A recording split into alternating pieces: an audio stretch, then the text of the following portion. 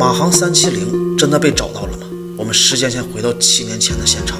2014年3月8日凌晨0点42，一架马来西亚吉隆坡飞往北京的航班已经登机完毕。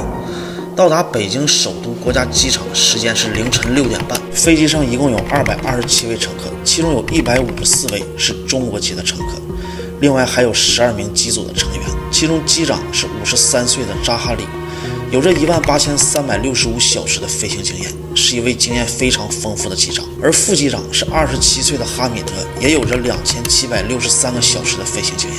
当天马航370航班准时起飞，也像往常一样朝着北京的方向进发。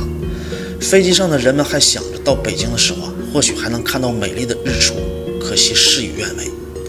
在飞机正常飞到37分钟之后，时间到达了凌晨1点20，吉隆坡空管的雷达上还可观测到马航370还在正常的进行。可在凌晨1点21的时候，马航370的信号突然在吉隆坡空管的雷达上就消失了，并且还没有任何的求救信号。附近的军用雷达追踪到了一系列激烈而极端的操作，飞机突然急向右转，然后又是一个顺时针330度的左右巨大回旋左转，疯狂地偏离了航向，飞向西南方向的马来西亚槟城。